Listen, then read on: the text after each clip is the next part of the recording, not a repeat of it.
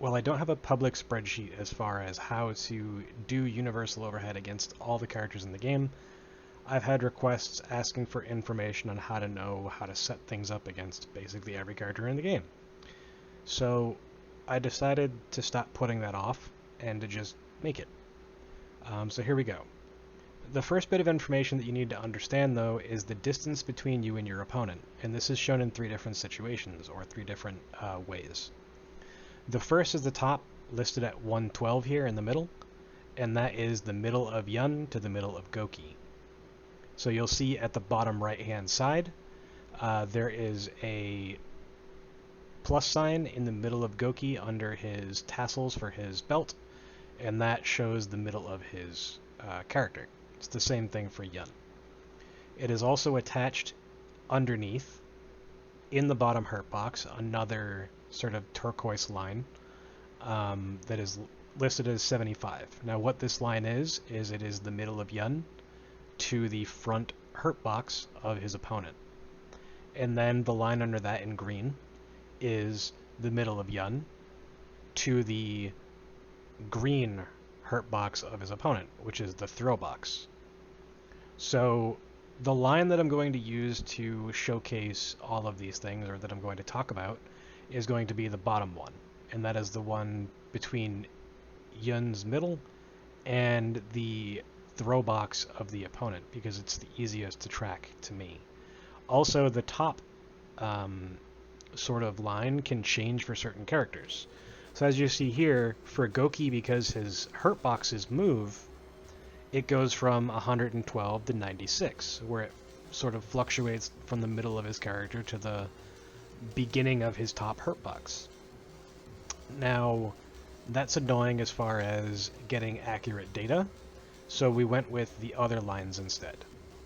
There will be a table shown at the end of the video with all the information as far as what each line is, so you can use either the first hitbox line, which is the 75 here, or the throw box line, which is the 83, and then there will be a difference of about 8 for this character, so that'll be shown as well. So you can do the math as far as what the distance is that you need to be for everything else if you so desire.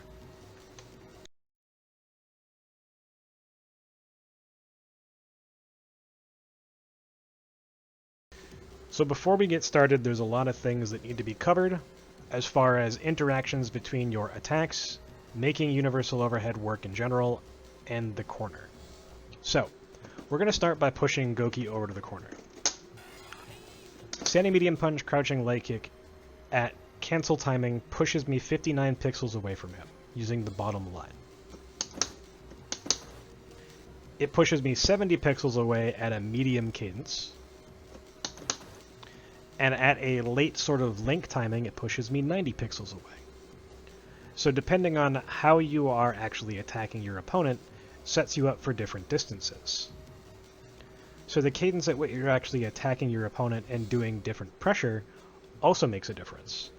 Because doing standing medium punch, crouching leg kick is different from far standing medium punch, crouching leg kick versus close standing medium punch, crouching leg kick. Now as you see, I did a slight delayed crouching leg kick at the end and it put me to 87 pixels away.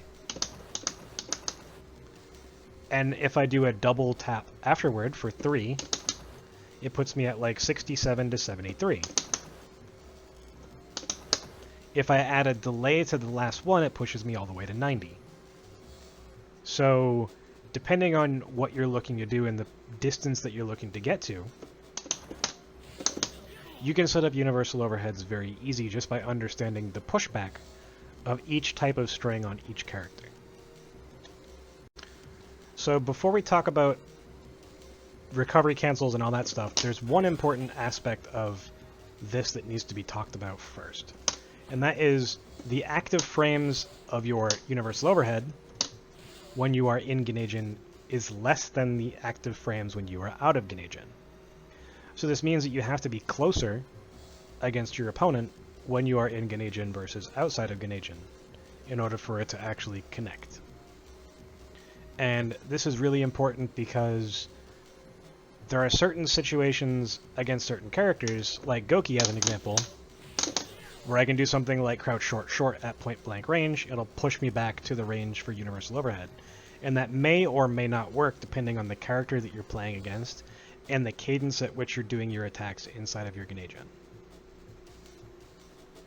Now to get into actual recovery cancels, if I Dekai and I don't recovery cancel, I am pushed 116 pixels away from Goki using the bottom line. If I were to recovery cancel, I'm at between 80 and 76 pixels away depending on if I get a perfect recovery cancel or not. If no, then I will move further closer to Goki than 80 pixels. If it's a perfect recovery cancel, then you should only end up 80 pixels away. Now, why this is important is because certain things require recovery cancels and other things require no recovery cancel. So as an example here, if I were to Kara standing light kick, or crouching light kick, from this Dekai that fully recovered, I don't actually connect with Goki. And in order to do so, I need to tap forward for my standing medium punch before I go into my crouching light kick. But if I were to do Kara standing light kick, then it does. So this also lets me recovery cancel and get closer to my opponent, which is good for both threatening Zempo and potentially doing universal overhead setups, or setting up strings that will give you your universal overhead. Now, while this is a little bit more advanced, one of the most important aspects of all of your normals is that they are cancelable into universal overhead for the most part, just like all of your specials. So if I activate Gneijin and I go for shoulder, I can very easily, do that. But in this situation, I can cancel the recovery of my standing medium punch into universal overhead. If I try to cancel it immediately, like an actual cancel, then it won't work. I'll get the other close standing medium punch again because the game reads medium punch, medium punch, medium punch. Just like this. So it's really important to understand that you are recovering or canceling the recovery of your moves into your universal overhead in some situations. Whereas in other situations, you want to let your move fully recover, just like this. Because if I were to recovery cancel this, oops, I end up in a situation where I'm only +1 against Goki. And whether that second crouching light kick hit or was blocked or whatever, it doesn't really matter. It generates the same sort of situation, where you're not the +3 to +5 that you need to be for your universal overhead to combo into your crouching light kick Dekai, crouching light kick Kara Fierce, or whatever. But recovery canceling is very important because you can also force situations where you can force universal overhead to whiff off of this from strings that normally you might want to recovery cancel and walk a step forward and then go for the universal overhead. And that's the other thing, is that in these situations where you might be going for the universal overhead, whether to whiff or hit or whatever, you can also just walk up Zempo. So it's part of building that mental stack as well that we're going to talk about later.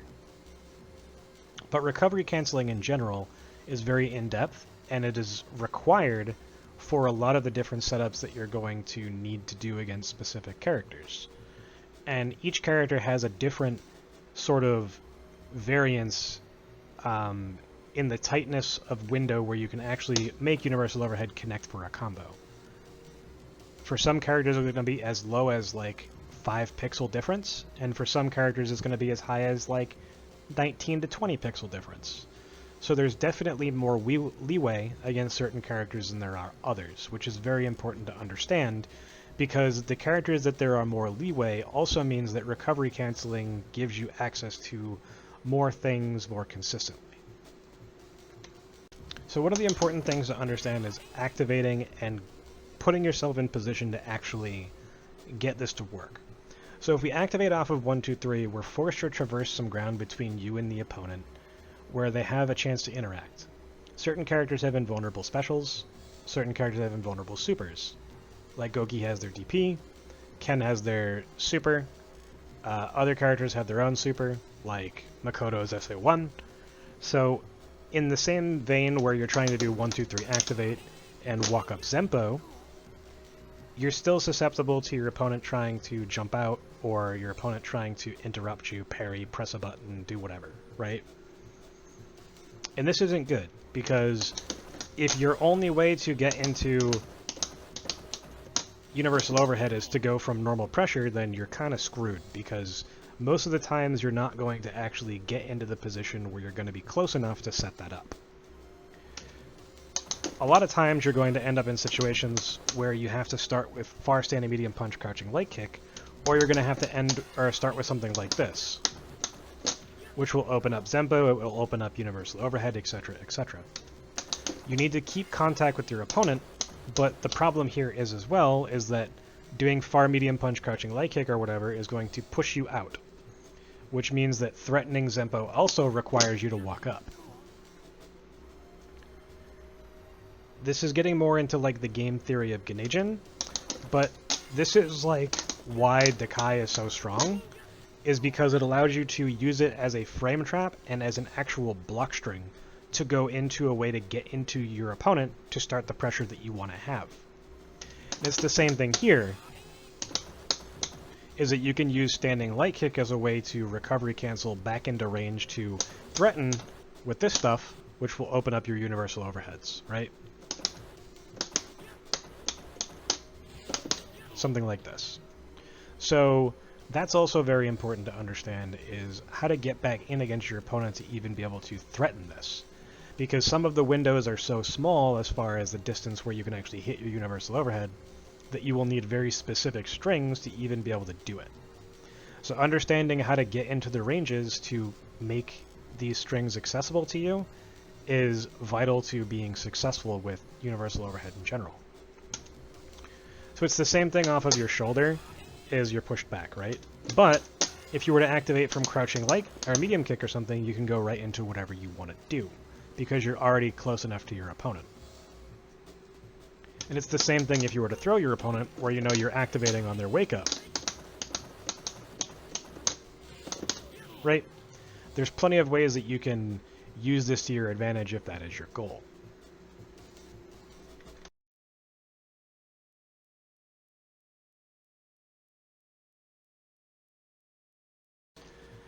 So for every character, we're going to be using the green bar. So right now it shows that we are at 57 pixels away, and now we are at 70. 70 is the closest that you can be against Goki. It is 70 to 77, which gives you an 8 total pixel range. The other characters, because their hurt boxes don't move as much as Goki's do, if you look at his top 2 hurt boxes, they are constantly shifting with his shoulders. Ryu, Ken, and Sean are all 69 to 76 pixels instead of 70 to 77, which is 8 total pixel difference for all the characters. Now this one sort of pixel doesn't usually make that much of a difference for setups for Goki versus the rest of the Shotos, so everything that you see should work against all those characters. So, one of the important things is the Dekai. Dekai without recovery cancel means you have to walk up 2 whole steps, basically, in order to get into range for this to work, and that's the 77 max distance that I was talking about. Now, if you were to activate and then recovery cancel, you're basically right in range if you do a slightly longer hold than a perfect recovery cancel.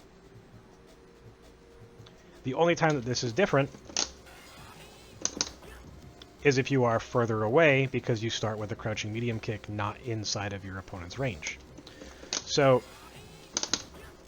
if you were to start with a standing medium punch forward fierce off of like this, right, you are perfectly in range for this.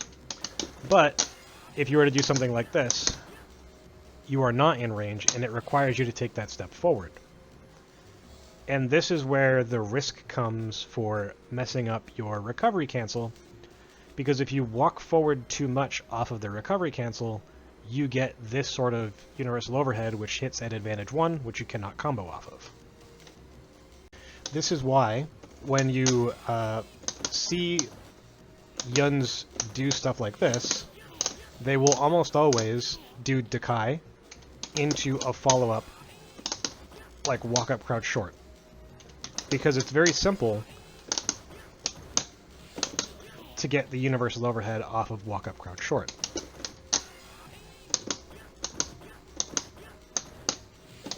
Just like this.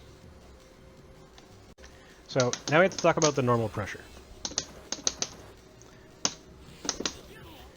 There are two ways that you can do this, and this is the immediate cancel, which is the one that I'm doing, which puts you at about 74 pixels away, which means that you will be within that 71 to 77 pixel range, and this will work. The other option is to do one set and then recovery cancel with a back and then do the universal overhead. Otherwise, it's going to be situations like this where you're putting yourself sort of just at the right distance, or you're forcing yourself to a range where the universal overhead might whiff. So because these timings are very precise, it's something you'll need to practice a lot. The other thing is, it's a little bit harder mid-screen because there is slightly more pushback.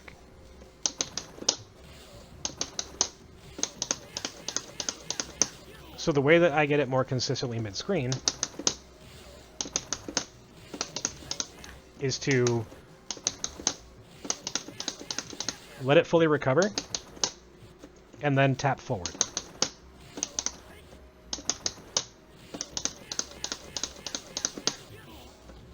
Otherwise, there's a good chance that you're going to whiff. Just like this.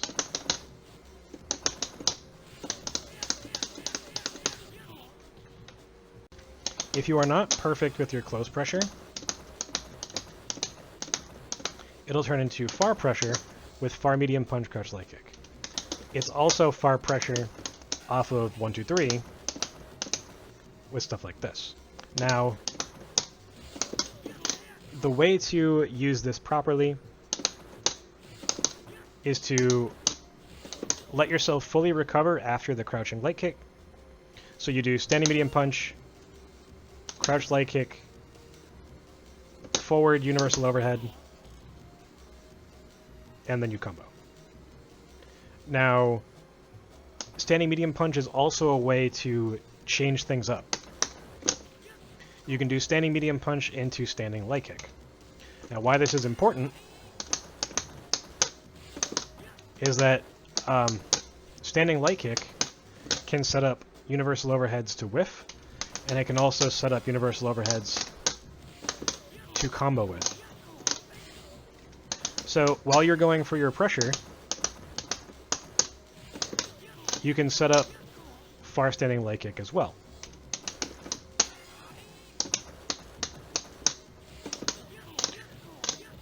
So if you're using standing light kick for a tool that has less recovery, which will allow you to get into range to use your crouching light kick a little bit better, it can a little bit more consistently allow you to get the spacing for your universal overhead as well. Another important thing is that while your opponent is in the corner, you can intentionally set up whiffs with crouching medium punch, and you can also do recovery cancels off of your crouching medium punch as well by doing this sort of string that will allow you to universal overhead into a combo. The other important thing here is that if you're using Dekai and you're letting yourself fully recover, and you're going for something like Kara crouching light kick into walk forward Senpo, this also sets up your universal overhead, so this is something your opponent will need to keep track of mental stack-wise. Another important thing here is that you can use far medium punch as a way to set things up.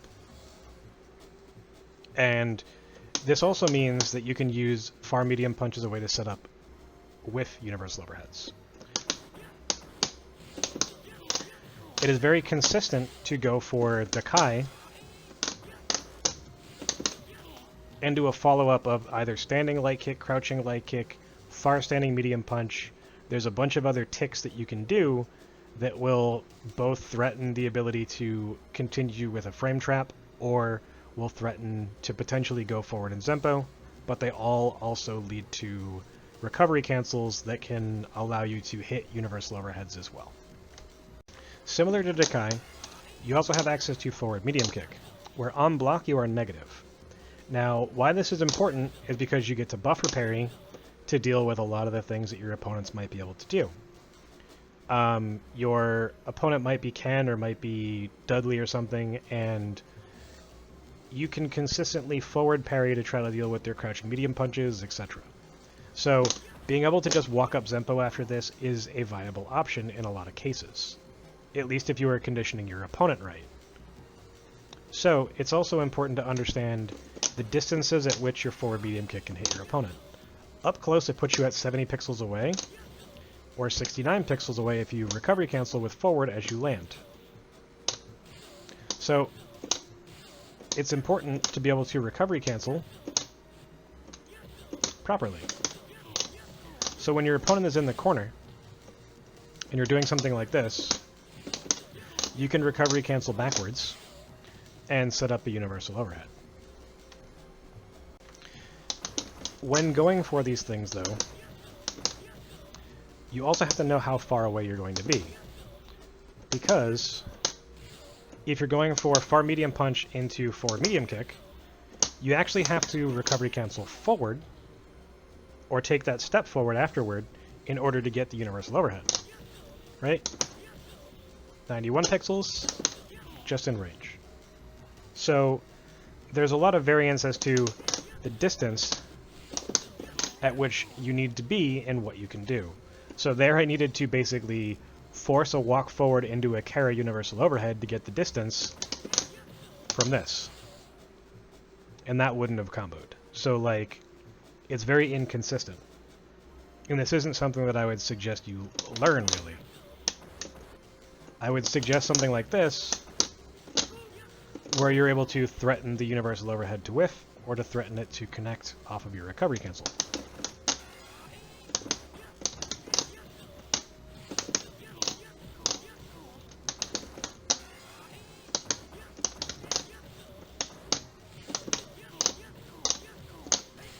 So it's all about just gauging your distance. Now, there's also the other thing, in that close standing medium kick pushes you back immediately to 76 pixels. So if you're doing something like this, you can immediately universal overhead after a close standing medium kick at point blank range against Goki. And you can take a step forward if it's like at max distance, and it will still potentially work.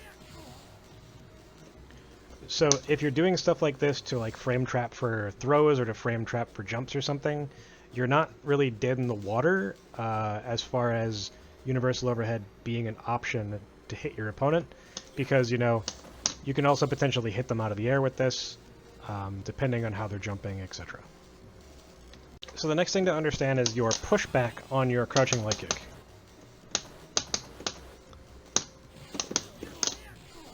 So when you're doing your pressure, you can also use crouching medium kick, crouching light kick as a sort of string, as these cancel into one another, to relatively easily set up your universal overhead.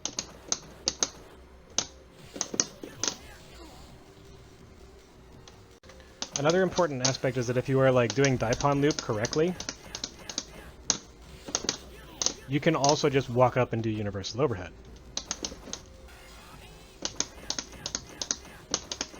Just like you can walk up and do a frame trap.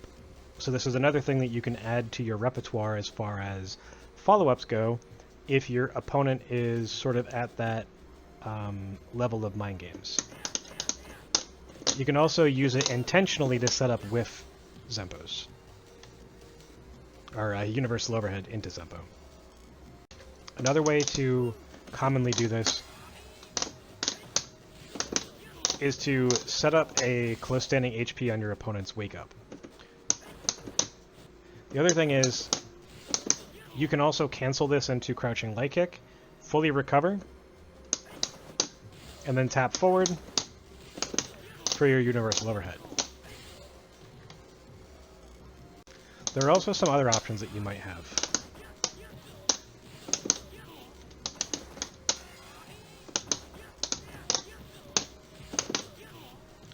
You can get very creative with making these things work as long as you know the spacings, the timings, and the recovery cancels to get exactly to where you need to be.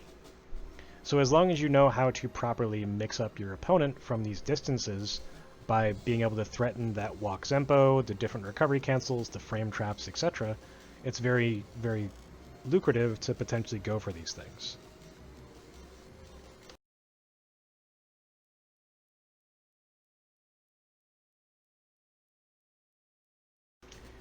Alex is a little bit interesting.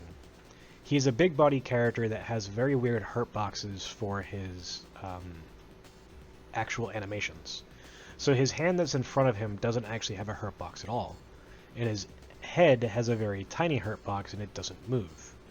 So unlike some characters that are sort of like a triangle, where the base goes up and it shrinks in and goes up and shrinks in, Alex is kind of just a rectangle. So the most important part about this is that you're basically trying to interact with that edge corner of where his shoulder is. You can't really hit him anywhere else. Big body characters have a problem compared to some of the other characters where, depending on the hurt boxes that they have, you have to be further away in order to interact with them. So a perfect example of this is using our standing medium punch into Dakai, right? If we don't recovery cancel, and we do this point blank, just like we would against Goki, we're pushed back the exact same amount of space as far as the green line is concerned, 116 pixels. So if the closest that you can hit Goki is 71 pixels, Alex is at 82, so there's an 11 pixel difference that you have to be away from Alex compared to Goki in order to get this to work. In some cases, this means you might need more movement or less movement. You might need more attacks or less attacks, depending on where you are when you actually are starting to interact with Alex. So let's start with the Dakai again. If I recovery cancel this puts me at distance 79. That's too close. But this is a recovery cancel that was slightly held too long. And what I mean by this is, if I do it perfectly, I'm at 80, just like I would be against Goki. But if you late recovery cancel, you're further away, which will get you to the 82 pixels, where you can actually do your interaction with Alex that will get you the combo.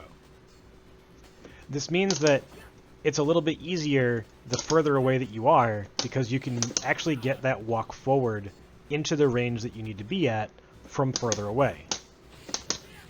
Right? And while that is a strong thing to have, one of the important aspects about Alex is that the further away that you are, the more susceptible you are to being hit by Stomp. So the more ground that you have to traverse in order to get into range to Zempo Alex, the more likely it is that your opponent is going to attempt to Stomp.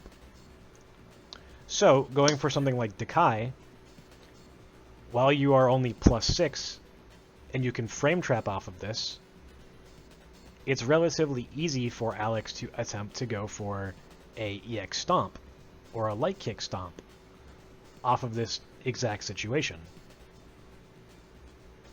So you have to be very wary when going for specific universal overhead setups, because if you were to do something like this, and then go for your universal overhead, right? Then, if this gets red, since you do have to take that micro walk, Alex stomping will just blow you up. It'll hit your universal overhead, and then you will lose a majority of your Ganejin for your attempt to actually hit him. So that can be very, very bad, right? But you can use this to your advantage. If your opponent is actually looking for this, mind games can begin based on Alex actually doing stomp. Because we have to use these distances that are further away, you have to really understand how you can interact with Alex's stomp and sort of dissuade your opponents from doing it.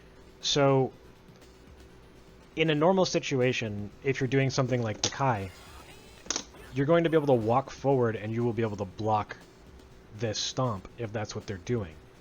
But if you were to go for Dakai into like an attempt to go for walk up crouch short to like go for a Zempo attempt or something, you're going to end up getting stomped on if they are doing it any sort of accurately. So when you are going for these decisions, you have to do them from far away pokes. And it usually comes off of a micro walk forward. So if you're going to walk forward and try to Zempo off of something like this as well, you are just as susceptible to this stomp. So you need to have frame traps off of this just as well. Now, because of how Alex's stomp works, you can't frame trap off of crouching medium kick. If you intentionally go for something like this, you are not going to hit Alex out of his stomp because he is off the ground, right? This means that the only other choice that you have is to do something like walk up crouch short and intentionally bait this so that you can hit him out of the stomp. Now, why I'm going over this now is because this is the crux of one of the big issues using universal overhead and using things like forward medium kick against Alex, is that because, you know, you are -4, and you have to wait for your opponent to make that decision, right? It's the same thing off of the universal overhead, is that if he blocks it, and he somehow still has charge, your next decision can just get stomped on. So now that we've gone over that, we need to talk about pressure strings. Let's talk about your normal pressure string first. If you are right in his face, and you do this as fast as possible, you are pushed to pixel 59. If you do it slightly delayed, you're pushed to pixel 166-ish. Now why this is important is because if you do standing medium punch, crouching light kick, depending on how you are actually doing things, you can get put at pixel 65, 67, 74. There's quite a bit of variance depending on the timing of your crouching short. So this distance as well, right, also requires you to take a back step in order for you to even potentially be able to hit Alex. But it's still not consistent because there is quite a variety of pixel variance. Going from 67 all the way to 74 means that you have a 7 pixel range. The amount of walking that you have to do changes a lot, which means that you're going to be susceptible to either not walking back enough and hitting Alex to the point where, you know, you are only going to be like +1 or whatever, or you're going to whiff altogether. So because of this, you're going to see stuff like close pressure into far medium punch, but you're going to let it fully recover instead of recovery canceling it. Because you need to be able to walk forward into the range and have that 8 pixel distance to actually work with. Because if you recovery cancel this, there's a chance that you're not going to actually hit for this. Oops. Or you're going to be too close. And this changes mid-screen, because he gets pushed back a little more from your standing medium punch in general, which means that in mid-screen, if you're recovery canceling, you can actually get your overhead relatively easily. So the important thing about this is that you're essentially using mid-ranged attacks to set up your universal overheads. Your max range crouching light kicks, your mid-range standing medium punches into a recovery cancel, your sort of close far stand medium punch into a micro walk. Like, these are your building blocks for getting your overheads against the big body characters. Otherwise, you're stuck just using Dakai into recovery cancel, right? or you're stuck into using, well, Dekai there, I should say, or you're standing HP, right? Because standing HP, you know, you recovery cancel and you walk, depending on the distance. So, like, these are your basic tools. Your far crouching light kick, your far medium punch, your Dekai, and your standing HP. And then there is one more tool. So the tool that I'm going to be talking about now is standing light kick. Right here you can see from point blank it puts me back to 61 pixels away from my opponent. Crouch short is 48. Crouch short recovery cancel and stand light kick recovery cancel both basically put me essentially where I was from the get-go. Standing light kick is 9 frame positive. Crouching light kick is 13 frames positive. So you can act a little bit sooner off of a standing light kick, which means that recovery canceling off of it is a lot easier from specific distances. So from further away, you know, you can use this as a tool to get pushback by not recovery canceling, and then making sure that you are in distance for a very slight walk for your universal overhead to work.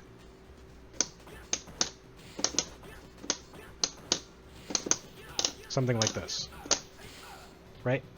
So it's one of the more important tools because it helps you set up a lot of different strings from your recovery cancels, like your far medium punch recovery cancel into standing light kick recovery cancel. Something like this really helps because this also is the way that you try to condition your opponent to look for you going back in. Because that standing light kick is a giveaway that you are using the less frame advantage on purpose. At least at higher end of the spectrum, as far as play goes. So, when you're doing stuff like this, as like a frame trap, as an example, to like stop Alex from doing stomp or whatever, you know, this is more than viable off of using standing light kick, more than it is like the crouching light kick, because you have to actually move forward enough to have the ability to interact high enough in Alex's stomp with your close standing medium kick. Otherwise, you do risk getting hit. So the importance from standing light kick is very high, especially when you are letting it fully recover and you are confident in the distance that it will put you at. Oops. Right? So being able to incorporate this with all of your other tools to both threaten the ability to go into range again, as well as set up potential universal overheads, is underrated. And it's one of the most important tools against not just Alex, but all of the big body characters, in my opinion. So forward medium kick up close doesn't put you very far against Alex. So you actually have to take that whole step back in order to get your universal overhead. But this also means that you can just poke once after your forward medium kick, regardless of what the type of poke is, and go for universal overhead consistently. So while this can be a risk as far as interacting with stomp, it does set up the ability to get to the ranges where you want to be for either making your universal overhead whiff on purpose, or, you know, using your standing medium punch recovery cancels to get into range for this. Same thing for your standing light kicks, right? Your crouching light kicks, blah, blah, blah. They all work in the same way. So being able to force things like this from far enough away also means that it's very easy to take that micro step forward for the universal overhead as well. So being able to keep your opponent honest when they're looking for your feet to come off the ground before they do their stomp is important because, well, your back foot essentially doesn't come off the ground. They have to be paying a lot of attention to be able to react to something like this. And usually they're just going to do it after the forward medium kick anyways, because you're -2. The only way that you are not -2 is if you are very far back. So if you're this far back, they have no reason to do it because, well, you have to get back in anyway. So you have to, you know, Kara standing light kick, or a Kara crouching light kick, or a Kara crouching medium kick, whatever, from these distances, where this far forward medium kick connecting doesn't really matter all that much, right? So, yeah, forward medium kick in general is not all that great, because it does put you in that rock, paper, scissors for the stomp, but if he does stomp, then you do have the ability to do things about it as well. So what I mean by this is that you can continue walking and get under him, right? And you can also just walk up and react to the stomp, right? You can also immediately go for your crouching light kick,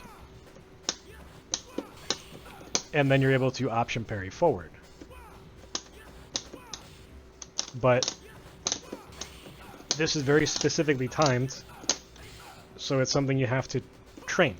Otherwise, it's going to be inconsistent. Now, this is the other thing, is that you can just react to your opponent with close standing HP. And depending on what part of their actual stomp they're in, you will either get your foot stomped in, you'll hit them out of the air, or you'll hit them grounded.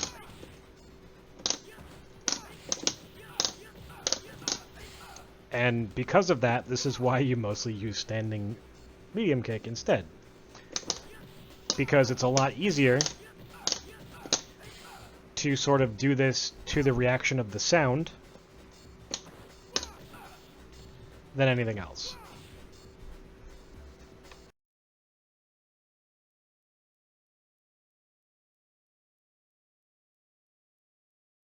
The next character that we're going to talk about is Chun-Li. If you look at her hurt boxes, they are a little bit different than some of the other characters. Her top hurt box that covers her head stays in position even though she rocks back and forth. The same thing with her secondary and her third hurt box as well. They don't move. So her idle animation actually doesn't have any changes in how your universal overhead can connect against her, which is very important.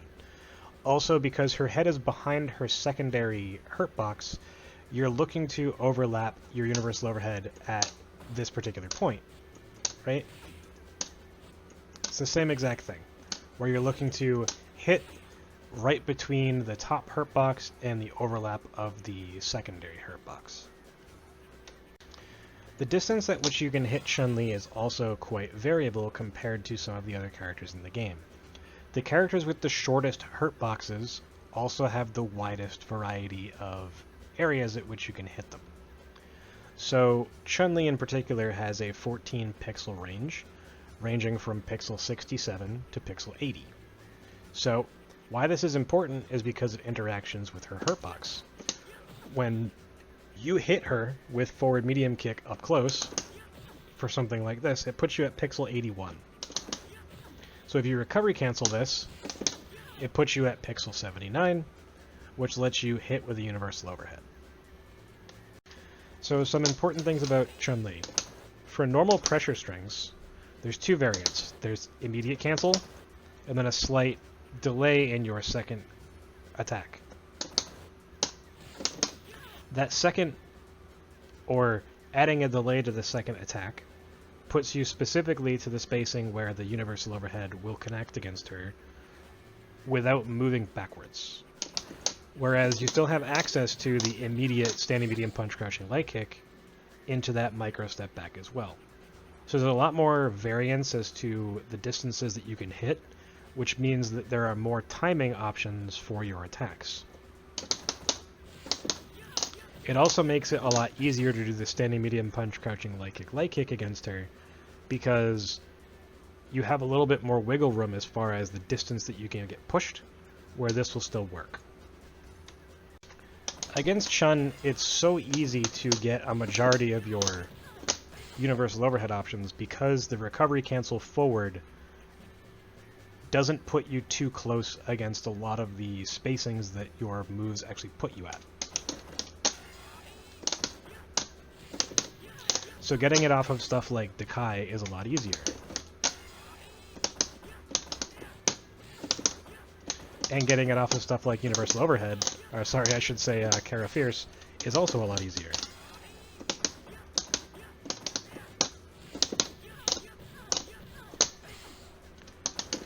This also means that, you know, poking with basically any attack at all, far MP, stand light kick, crouching medium kick, these all at like these mid ranges push you out far enough, but not too far away, for your Universal Overhead to work with very minimal, like, specific strings necessary to make it work. You really can do basically whatever it is that you want and still set up Universal Overhead, right? You have access to all sorts of things. Where I did normal pressure into a 3-hit, you know, string, boom, boom, boom, right? And I'm able to push myself back to where if I just hit forward, I'm able to get that Universal Overhead. I'm able to, you know, do my Kara standing light kick, reposition with a recovery cancel or reposition with a slight micro walk, and get it to work. Right? I'm at 88, take that step forward, and obviously you're not going to have these positional tools at your disposal while you're playing. But being able to get the gist of the spacings based on the 2 stages that you're going to be seeing in an arcade version of the game is very important. So knowing, like, if you're in the middle of this sign here, it's basically a guaranteed ability to combo, right?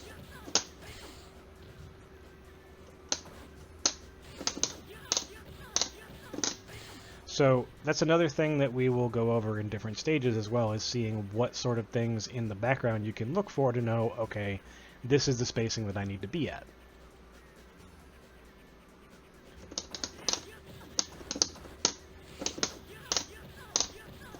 So you can get as fancy as you want, something like that, where, you know, I'm doing crouching medium kick into Kara crouching medium kick into, like, specifically setting up the spacing that I want. So as long as you are, you know, diligent in practicing your spacing, you have a wide enough gap or a wide enough pixel variance to really be creative with how you set stuff like this up. The only downside is that if Chun-Li blocks this, you are -4 and she can Kara throw you back in the corner. So if your opponent is really good at reacting to stuff, they don't even need to react with parry. They can just react with block and then throw you and drain a lot of your Grenadian meter. Every Yun under the sun knows what it's like to get interrupted by Chun-Li's down jab. One of the most important aspects of Universal Overhead is that if you're doing your setups correctly, your opponent will get hit when they attempt to down jab you.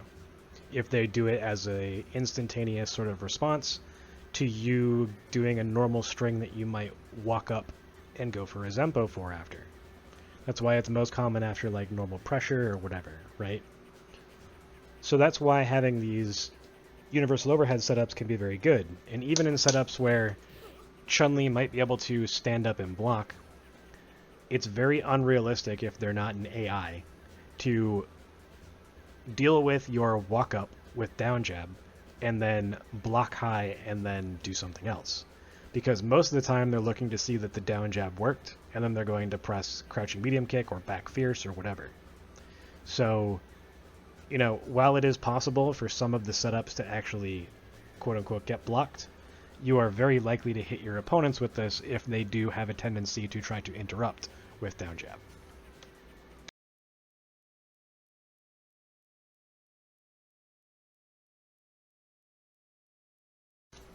Dudley is essentially the same character as Alex.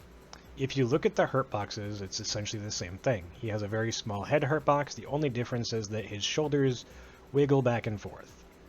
So, an important part about this is that when Dudley is coming out of block stun, his shoulders will basically start to move backwards afterward. So they shift forward, and then they shift back, shift forward, shift back. So when you're going for different strings, you have to, be looking for things like this to know that that extra little bit of hurt box is, sort of outjutting over the third hurt box. So because of his hurt boxes basically being the same, this also means that the distance at which you can actually hit your opponent is basically the same. Pixels 82 to pixels 90 over pixels 82 to pixel 89. And this is because of, that shimmy of his shoulders. That gives you that extra little bit of wiggle room as far as how you can hit Dudley versus hitting Alex, right? Because of that movement. Now, the other important thing is that Dudley does not have Stomp. So what this means is that you can sort of get to the range where you're doing your crouching light kicks and have it be a lot more, consistent when going for these things, because there's less that Dudley can do. The only thing that he can really do is opt to, use his crouching medium punch, which fills quite a bit of space, right? Outside of that, he has his stand roundhouse, but, depending on the situation, it may or may not be a good decision from him. So against Dudley, it's basically the same stuff. You're going to be looking to use your recovery cancel Dekai. You're going to be looking for recovery cancel off of your, standing HP into a micro walk, your far crouching light kicks, your mid-range standing medium punches, and you're also going to be looking for your standing light kicks, right? It's essentially a carbon copy of Alex because their hurt boxes are identical. So if you need more information about how you can mix this character up, go rewatch the Alex segment. But for the most part, outside of the fact that he can use his crouching medium punch, there's also a different mind game because of that. Alex doesn't really have a whole lot of good attacks that he can attempt to press after your forward medium kick that will intercept your attempt to go for crouching short or something. Whereas he can do crouching medium punch, and it will hit the attempted startup of your crouching light kick in a lot of situations. So this means that he can do crouching medium punch, buffer super, or whatever else. So him being able to do crouching medium punch, duck super, crouching medium punch, buffer super, all these other things, as a way to sort of like contest your Genajin, you need to be very cognizant of that when you are far away. This also means that using the standing light kick is just as important as a way to get in against Dudley as anything else, because it takes away his ability to easily use that button. Now, another important thing against Dudley is that if you are far away and you are using HP, you need to instantly cancel this into crouching light punch. Or light kick, I should say. And the reason for this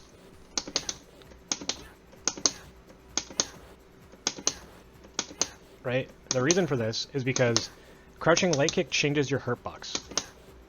Meaning that if he parries your standing HP, he cannot stand roundhouse EX machine gun blow. If he parries Dekai, he can do that 100% of the time, which is not something that you want to have happen. So, going for strings like this may be something that you're going to be looking for, but it is very risky to go for things like this because of that opportunity that Dudley can just kill you off of a high parry.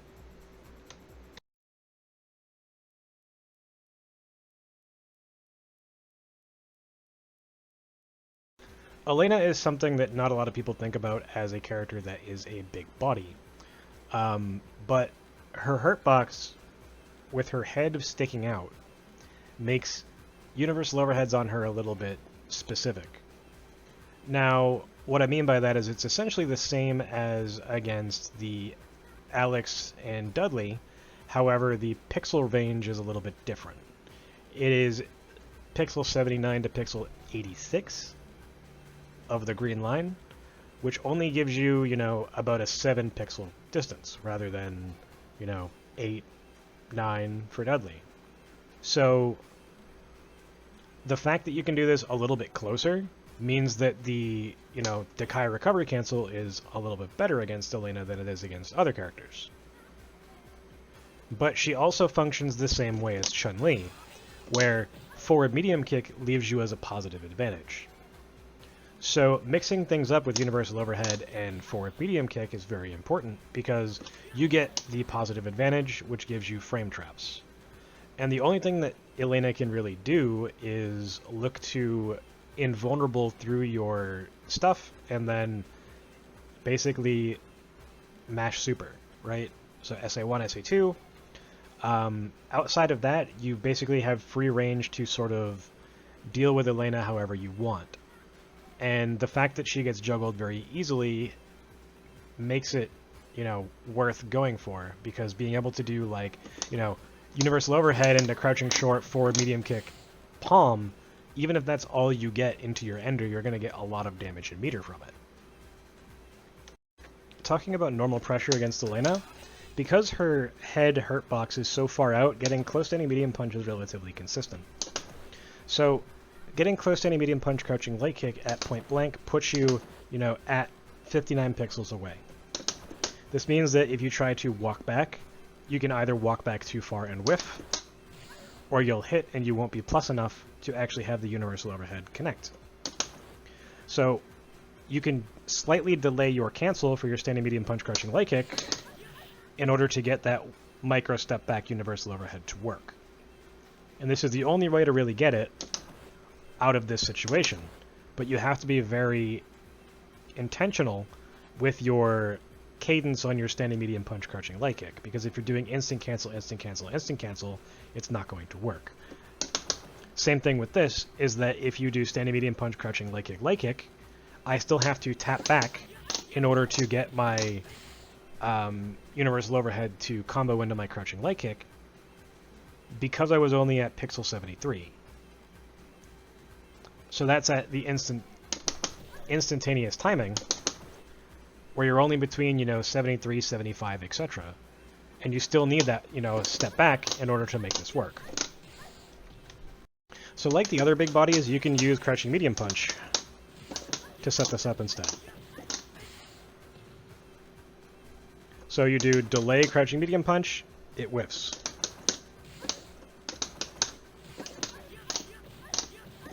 If you recovery cancel the crouching medium punch into your universal overhead, then you will get the ability to combo afterward. It's similar off of standing light kick, where basically what you're doing here is you're doing standing medium punch, crouching light kick, stand light kick, recovery cancel, tap forward, universal overhead. Right? And this is important because you want to sort of wait until the end of the recovery before you recovery cancel. Otherwise, you're going to get a universal overhead that may or may not combo. This also means that you should be doing the slower standing medium punch crouch light kick, because this gives you the little bit of extra leeway for just the tap universal overhead. Oops.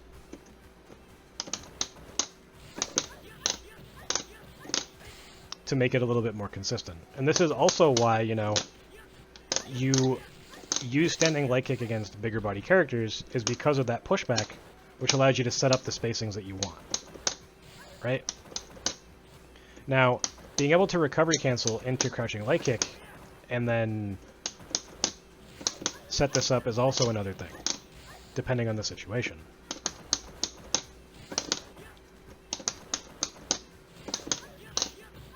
And this is another thing that works on all the big body characters. So it's not, specific to Elena, but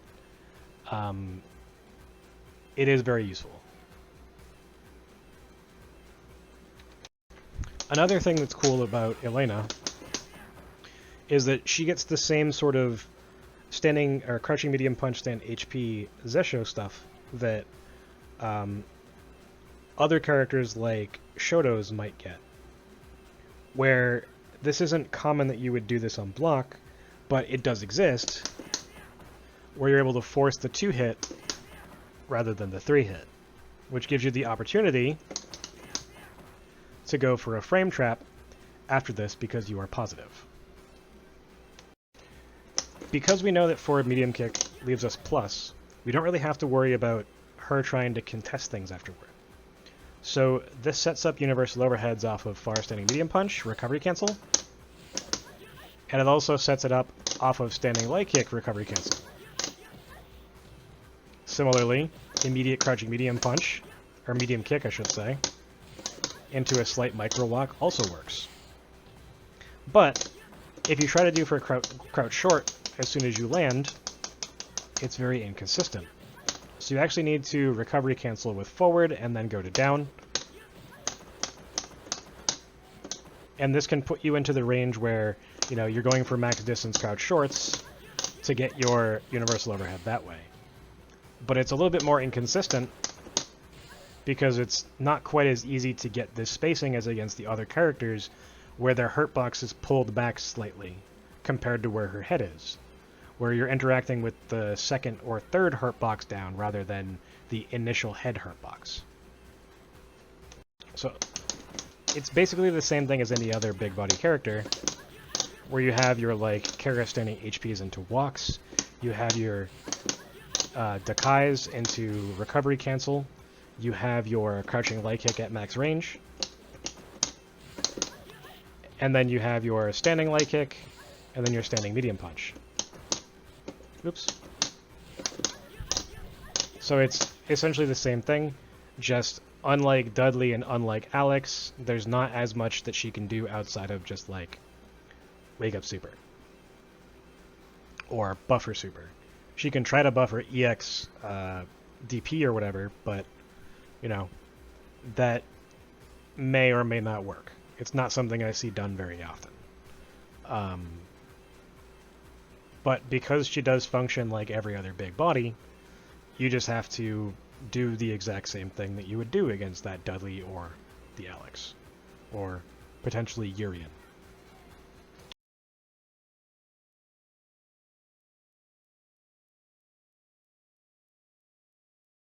The next character is Hugo. If you look at his hurt boxes, while he is a big body, it is different from the other big body characters that we've looked at so far. Both Dudley and Alex had very low to the ground hurt boxes that were actually getting hit. So they were closer to where the third hurt box is down on Hugo, right around where his wrist is and where his chain is on his belt. Or like just around where their shoulders might be, slightly above that. So with Hugo, both the head and the second one are at the same point backwards. So when he blocks, his frame doesn't move, and he maintains that sort of squared stature. There's no movement between his shoulders moving back and forth like a Dudley, or anything like that. And his hurt box isn't stuck out similar to a Elena. But all the big body things still function specifically against him. That being said, he does have the largest variance as far as spacing goes for universal overhead to connect, between pixel 75 and pixel 85. So you can do it a little bit closer, because his hurt boxes are pulled back compared to the other characters that are big bodies. And this is important because while it does make him a big body, it also makes it relatively similar to Shotos, because it is just a couple more pixels backwards comparatively. So what I mean by this is that let's say we do standing medium punch, crouching light kick. It's really easy even at the maximum or the fastest timing to get that micro walk back universal overhead, which doesn't work against the other big body characters. You sort of need a slight delay in order to make it work. But this timing also still works on him because he is still considered a big body character. So it's a little weird to explain how things function against this character compared to the other big body characters. One important thing though is that when you hit with this, if they are playing SA1, they can super you essentially for free after it. They can also threaten SPD because it does have 2 frames. So if you try to go for a crouching short or something after they get hit by this, that's something you have to worry about. The other thing is, the further away you are from him, you have to worry about his crouching short, because it is actually pretty quick and it covers a lot of space. So, you know, if you are trying to do like Kara Fierce or Stand Fierce and to walk up something, then you have to be very sure of what you're doing. Otherwise, you're going to have to frame trap with something like this. Now that we know the dangers of using forward medium kick, it functions the exact same way as the other big body characters, where you need to take that step back in order to make it work. Now, going from normal pressure, it's a lot easier if you're able to do 3-hit strings. Right? So, this is important, because if you're doing instant cancel strings, whether it's ending in crouching medium punch, crouching light kick, whatever, crouching medium kick, they all will go into this. Far medium punch is also a lot easier against Hugo to recovery cancel into your walk forward universal overhead compared to some of the other big body characters. So Hugo is a little bit unique in that regard, is that he's still a big body character and things that function on him work on the other characters, but there's a little bit more leniency on Hugo compared to those characters. So getting your crouching light kick is a lot easier against him than it is against other characters. So doing this compared to doing it on something like Elena is, you know, night and day easier. That being said, you know, if he is going to use his crouching light kick, it is something you have to worry about. So the perfect example of this is, let's say that you're doing like crouching medium punch, Kara Fierce. If you're trying to walk up for Zempo or something off of this, then you have to worry about crouching light kick. And crouching light kick doesn't put his hurt box in a situation where you can universal overhead it like Chun-Li. If she does down jab, then you should be able to do universal overhead consistently to hit the down jab. However, Hugo's hurt boxes get pulled backwards, where his top hurt box gets pulled back, right? And his middle hurt box sort of like outjuts for a split second. Oops. And it makes it a lot harder to actually hit him because of the change in where the hurt boxes are. So essentially, the only thing that's different between Hugo and the other big bodies is that there's a slight variance in the spacing that you can do things at. There's a little bit more leniency. So the important thing, though, is that if you're using things like standing light kick off of like strings, you have to let yourself fully recover, and then you tap forward before you do your universal overhead. You can do things like recovery cancel as well off of specific strings, just like you can against other big body characters. But it is a little easier against him because of his hurt box arrangement, right? And that's the only thing you really need to take away versus stuff like Dudley, Urien, etc. Oops. Is that being able to hit Hugo entirely revolves around you varying your timing, you keeping things honest, because SPD range is huge. So if you have any variance in your timing and they're just churning, that is another thing you need to worry about, just like the crouching short. So one of the biggest issues against Hugo is the fact that he has SPD, not just as a way to interrupt you, but if he blocks either your universal overhead or your forward medium kick, you just eat crap, right? If you hit him with these, depending on if he's standing or crouching, you can jump the SPD.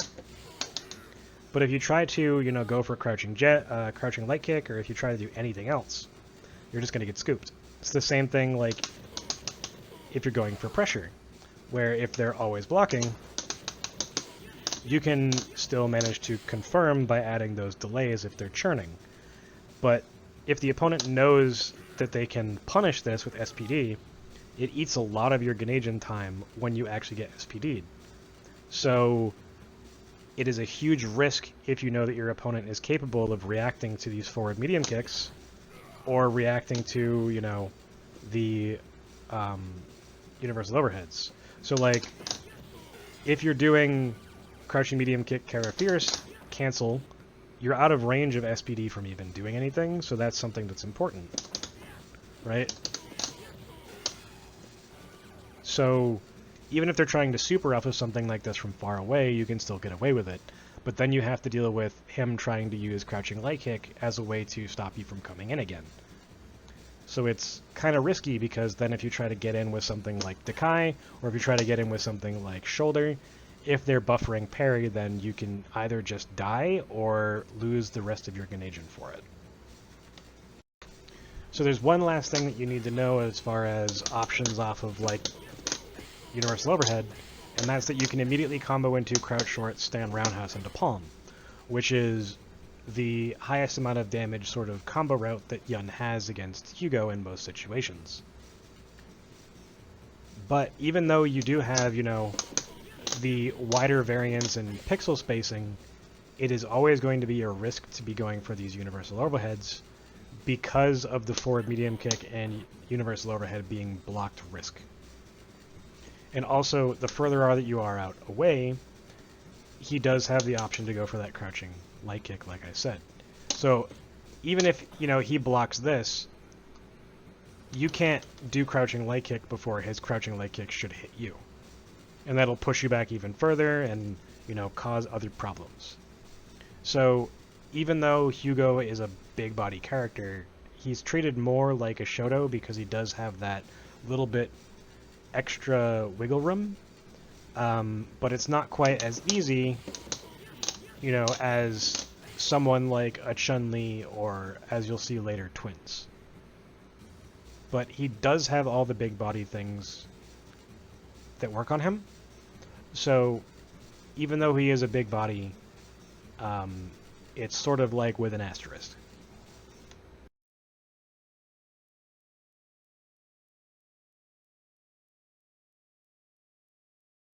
If you look at Ibuki's hurt boxes, it's similar to that of the big body characters, however, she is much shorter in stature. So, because of this, and because of how her hurt boxes function, the distance that you actually can interact with her is the same exact thing as Chun-Li, essentially. Where for Ibuki it's 68 to 82, and for Chun-Li it is 67 to 80. So you have slightly more for Ibuki because of her hurt box structure. This means that everything else works the exact same way. Forward medium kick also sets up universal overhead. Exact same thing as Chun-Li. You know, doing a delayed set of normal pressure sets up universal overhead. It's literally the exact same thing, including the fact that if you are doing, you know, universal overhead setups and Chun-Li tries to down jab, this will hit Ibuki's down jab. Same thing. Ibuki can also down jab your forward medium kick, just like Chun-Li can. So it's literally the exact same thing. The only difference is that Ibuki can't Kara throw you if she blocks your forward medium kick or your universal overhead.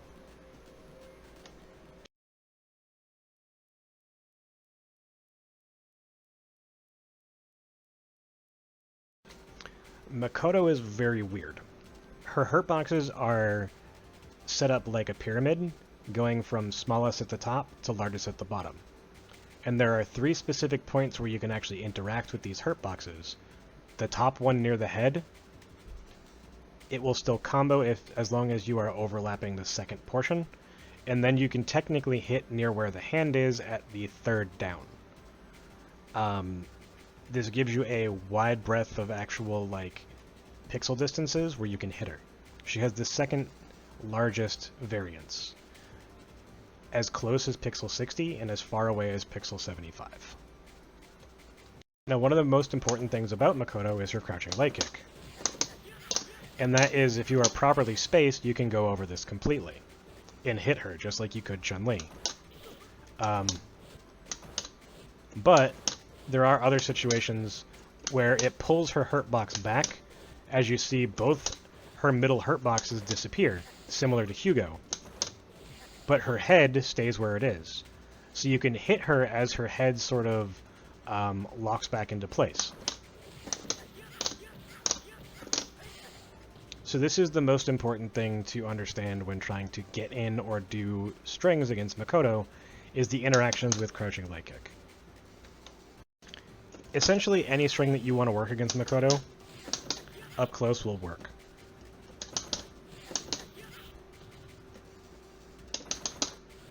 Except if you're adding in a third hit, in which case you need to tap forward.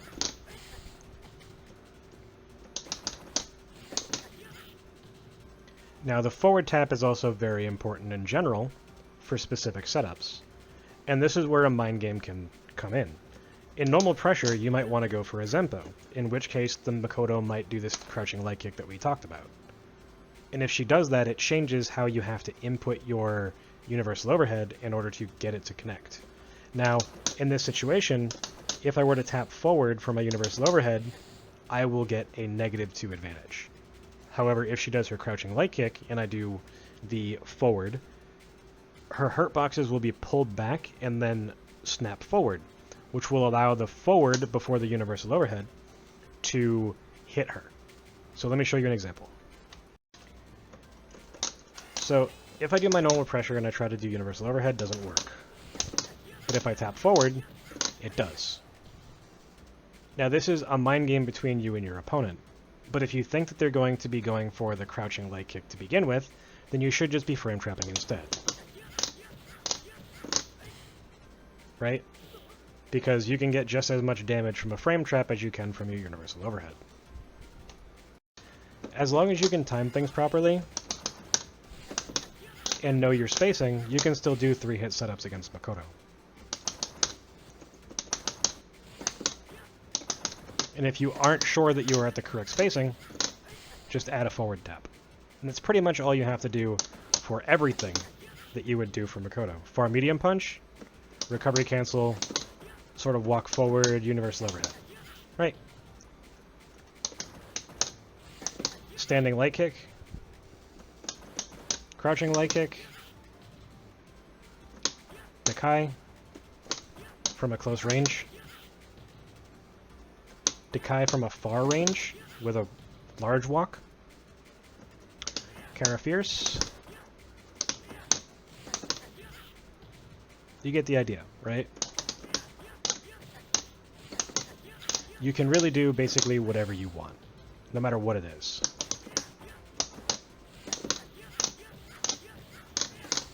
So the Makoto has to be very good with understanding what sort of pressure strings you're looking to do, how you want to frame trap, if you're looking to go for a Zempo, etc., so that they can attempt to interrupt with either just raw crouching light kick or crouching light kick into Hayate.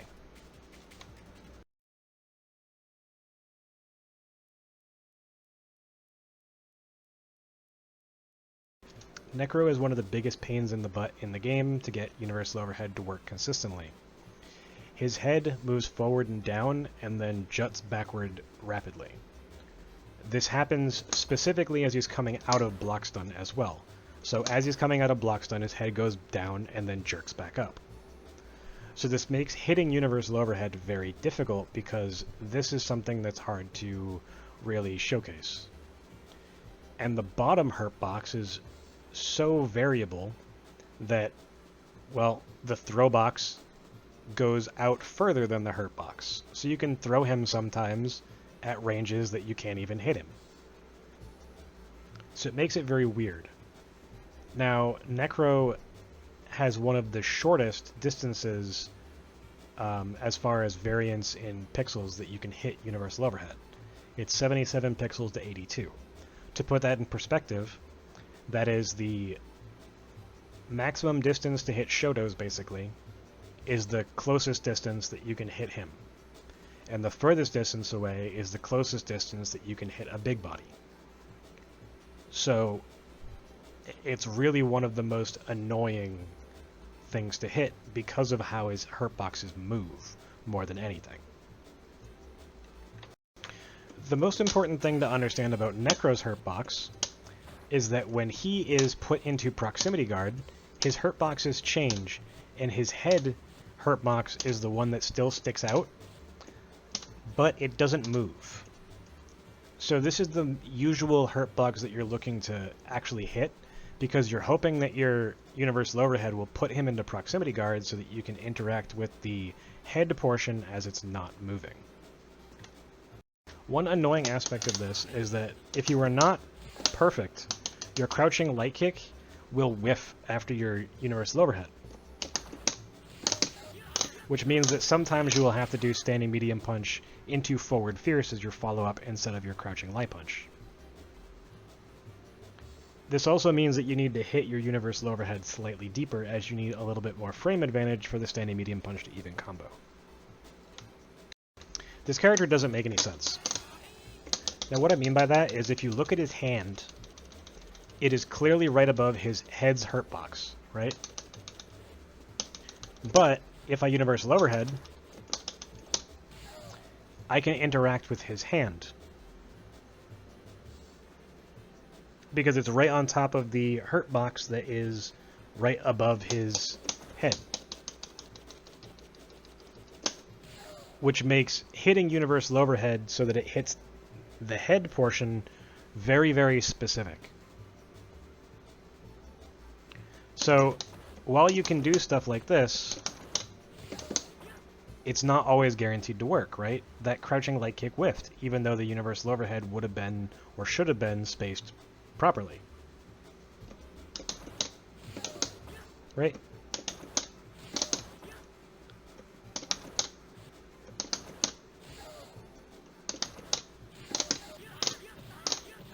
So, because of how minute the details are for getting the universal overheads consistently against this character, it's one of those things where you need either very precise setups for it, or you just need to be a god as far as understanding your spacing.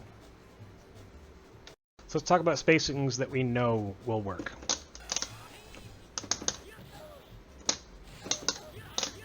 After a forward medium kick, if you recovery cancel backwards basically with a micro step and then you universal overhead, you will connect. Going from normal pressure right into overhead isn't really possible. The only way to do it is to do standing medium punch crouching light kick, delay your second crouching light kick, and then micro step forward after your light kick recovers. Because of the issue with crouching light kick, it's very difficult to get all of your situations to combo correctly. It requires very precise walking after letting yourself recover from things, or recovery canceling in order to stay where you are.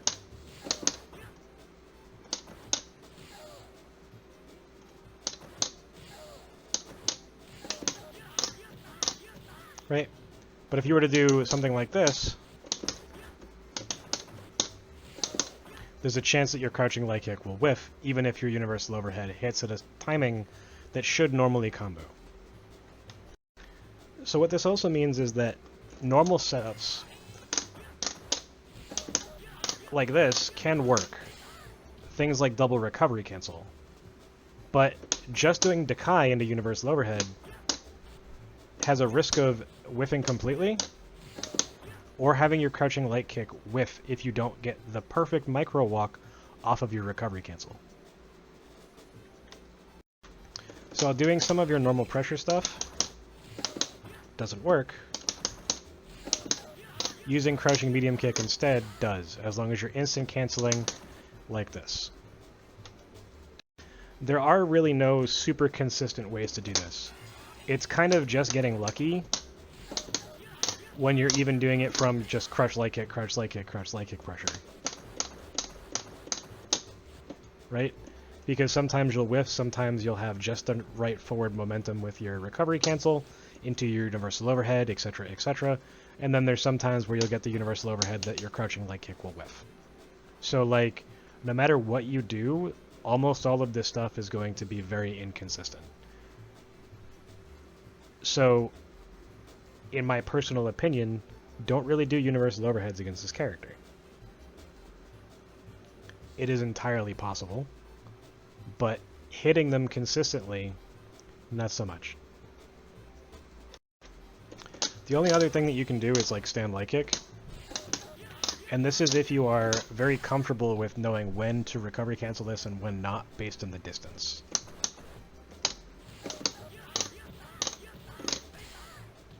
Because if you're not, then it's just not going to be consistent at all for you. Something like using Dakai into walk-up crouch light kick, or Karafierce into walk-up crouch light kick, are probably the two most common situations that you can make this work from, and that's just because it sets up the proper spacing for your normal crouching light kick pressure that will allow this to work consistently.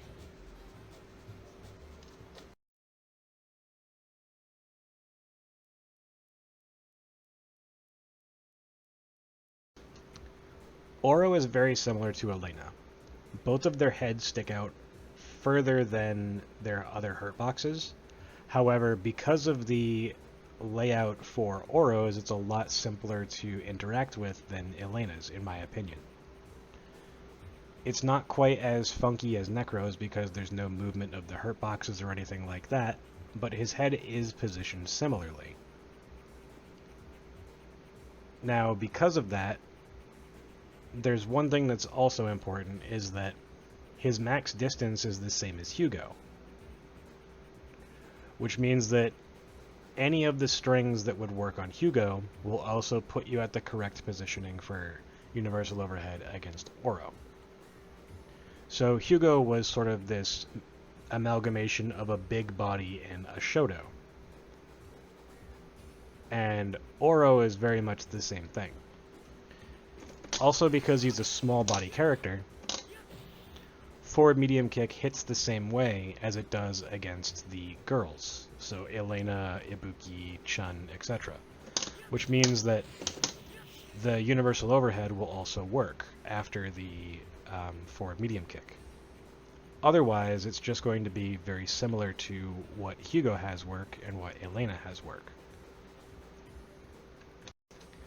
I won't go too in depth for this character because we've already gone over both Elena and Hugo, and this character is essentially the same as both of these. You can set up all of the same strings, and you can set up all of the same things off of far pokes, or mid-range pokes, when you are doing your recovery cancel into walks and stuff like that, right? And it's the same thing, you know, going for sort of the semi-big body setups, like doing standing light kick to walk forward and get the distance that you want. And sometimes, you know, it might be a little bit easier to let the standing light kick fully recover. And also using standing light kick as the catalyst to being able to do micro walk forward crouching light kick, and then walk into the distance that you need to be for your universal overhead. So it's very similar to, you know, the other characters that we've already talked about. And even though his hurt box is out there, it is a little bit easier, in my opinion, than against Elena, and way easier than against Necro.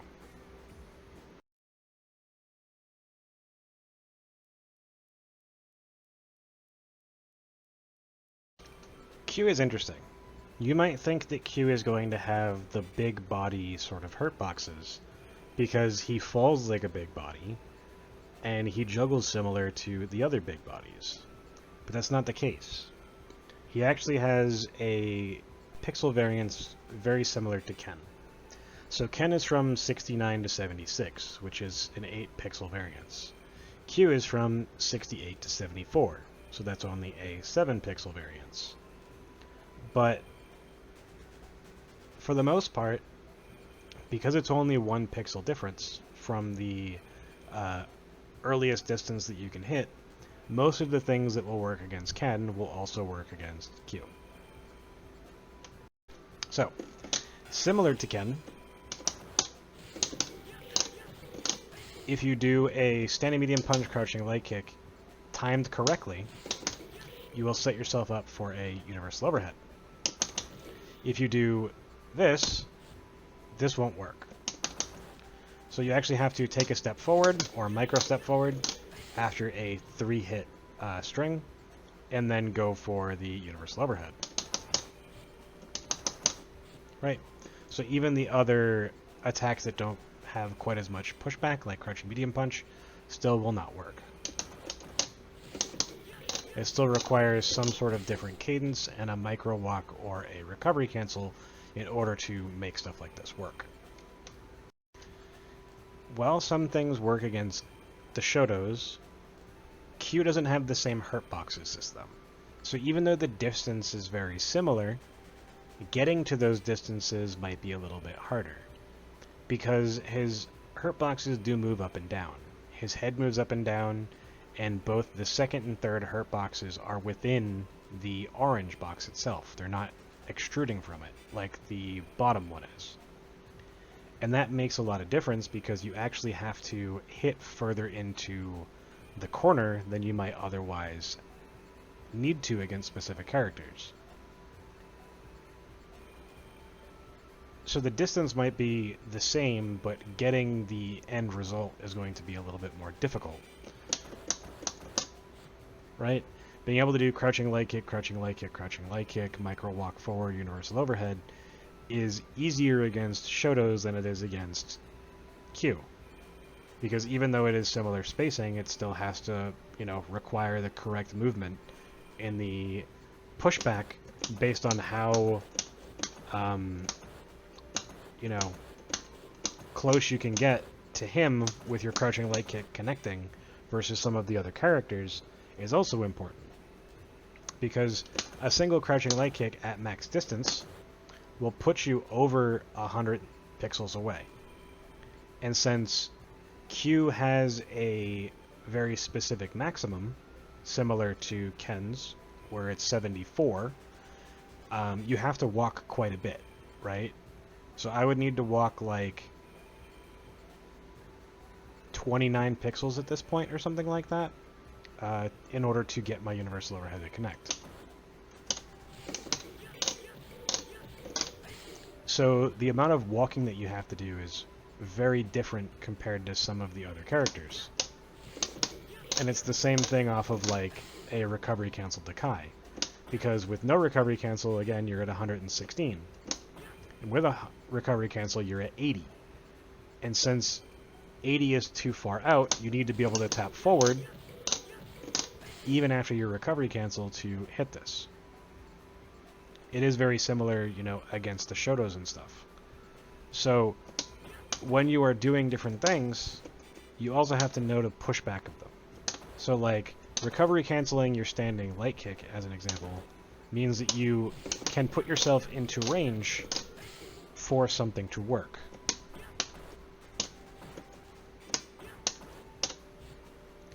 Or you can be just out of range. It all depends on what you're doing and if you're letting it recover or not. And in most of the cases against Q, you're not going to be letting yourself fully recover. You will need to recovery cancel. In the situations where you do let yourself fully recover, you will be walking. This is more than viable, but you do need to understand exactly where you are and how much walking you need to do in order to get to that hurt box that is pulled back. Like a lot of other characters, you can just go right from your forward medium kick, if you're doing it up close, into your universal overhead.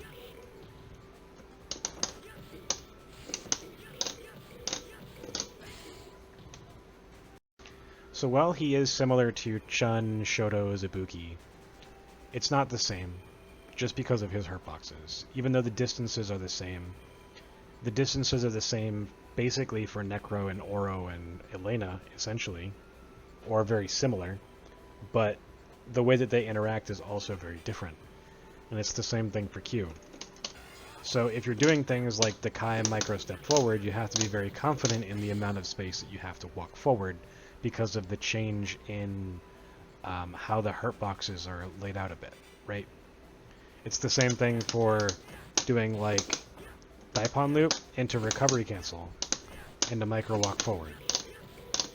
If you're too close and you don't let yourself fully recover, it can be a little bit harder to do. So if you're always recovery canceling this, there's a good chance that you're going to walk too close. And it's the same thing for Dakai, where there is a decent chance that if you're not getting a perfect recovery cancel and then just barely tapping forward to go for your universal overhead, that you might get too close. And if you get too close, just like Chun-Li, you can get Kara backthrown by Q.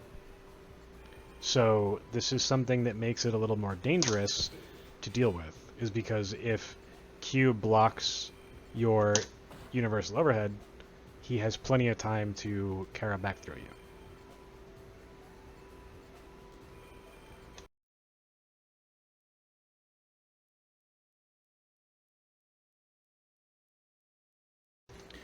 Remy is a little bit different compared to some of the other characters that have their heads stick out, like Necro, Elena, and Oro. He's a little bit taller, slightly, but the important part is just like all of those other characters, in that when they go into proximity guard, that his head stays still. And that is the thing that you're going to be looking to interact with. So, similar to Oro, Elena, etc., you will have the same sort of strings and you'll have the same sort of setups, just because of how his character works.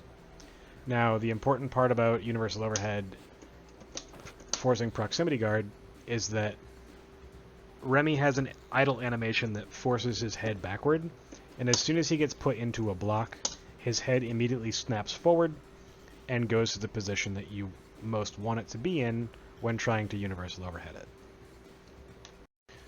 Remy, compared to the other characters, is a little bit different. Forward medium kick is negative on hit, which means it's also highly negative on block. So if Remy has a Kara back throw and he blocks your forward medium kick or your universal overhead, then you are shit out of luck and you will get back thrown. Now, it's the exact same thing against Q, Chun, SPD from Hugo and all that stuff, right? But one of the things that's really important here is how far out the head is compared to the other hurt boxes in comparison to both Elena and Oro. It's not quite as prominent. So when going for recovery cancels, as an example, you need to be very precise as to the distance that you are recovery canceling. Otherwise, it will not work. So if you don't get like a perfect recovery cancel when doing something like this, and able to, eventually slightly micro walk forward to go for your universal overhead as well, then you're not going to be able to make it work. And it's the same thing with any of the other far attacks, right? Is you need to either be able to specifically walk the distance that you want to move, or be very precise with your recovery cancels because of the starting distance at which you need to hit Remy, similar to Elena and Oro. So it also makes it a little bit harder to do crouching leg kick pressure, because in most of these cases you have to let yourself fully recover before you walk forward for the closing the gap to universal overhead. There are situations where you can make your recovery cancel work, but it's very distance dependent. Same thing with all of your other attacks. So almost all of the setups are the same as against Oro and Elena. But you just have to be a little bit weary for some of the recovery cancel things because you might end up too close.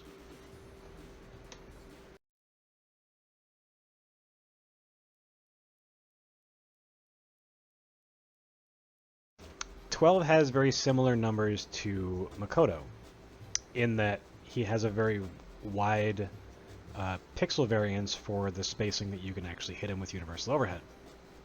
63 to 77, compared to Makoto's 60 to 75. Now the main difference is the hurt boxes. Basically, the 4 hurt boxes that he has, compared to Makoto's, are nowhere near that perfect pyramid. His head sticks out a little bit like Elena's does. Not quite as prominent as Oro, or, you know, whatever, but it is there. But because you have such a wide spacing, you know, all the normal things would work that would work against characters with sort of middle of the range setups.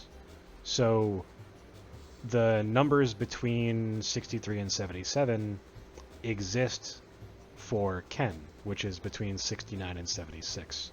So all of the stuff that will work against Ken will also work against 12. You just have a little bit more leeway in being able to do things slightly closer. And since you have like an extra 6 frames or whatever on the Ken, as far as the, or not 6 frames, 6 pixels, it does make things a little bit easier. Now, for medium kick against him is also -2. But because of the distance that it pushes you back, and the variance for 12 himself compared to something like Remy, you can actually hit, because you end up landing close enough that 70 is in that range, right? Whereas someone like Remy is required to have you further away than the maximum distance that you can hit 12. So why this is important is because it's very difficult to do this particular setup.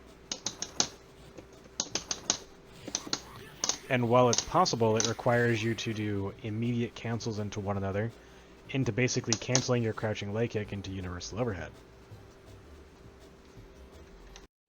So, because he is basically a mixture of Makoto and Shotos, you do get the easy micro step forward sort of setups off of specific recovery cancels. You're not nearly as constrained by the maximum distance as you are against characters like Remy, Oro, Elena, etc. All of your strings are very simple. It's essentially the same thing. It's like a combination of doing things against Makoto and Ken, where you can specifically set up your spacings very easily just off of your strings.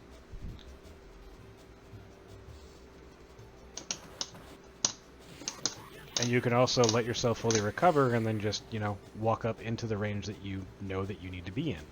And since there is a much wider variance in the pixel range that you can hit your opponent, similar to Makoto, it becomes a lot easier to walk into these ranges to have it actually connect for a combo compared to, you know, hitting potentially too high.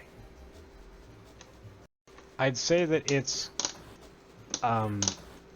similar to Makoto, but because he's not a pyramid, and he's sort of just like this amalgamation slash blob of hurt boxes, doing stuff like this just turns into a different setup rather than being able to, you know, whiff your close standing MP and set things up in a different way. So all of your stuff off of your Dakai, all of your stuff off of your standing HP, all of this stuff still works just like it does against, you know, Makoto and Ken and stuff. Because of that wide variance again, making sure that you're recovery canceling your standing MPs or your whatevers can make a difference. And also understanding, you know, what is available to you off of your whiffs and how to whiff against him is also kind of important, because he doesn't have a whole lot that he can do to really stop you from doing what you want in Ganejin outside of like YOLO crouch short. So you basically get to do whatever you want, and that is one of the biggest upsides that you can have, right? It's similar to Makoto, where even though she has access to her crouch short, there are ways around it. And you don't really need to worry about that as much against 12, for getting your universal overheads to connect and stuff.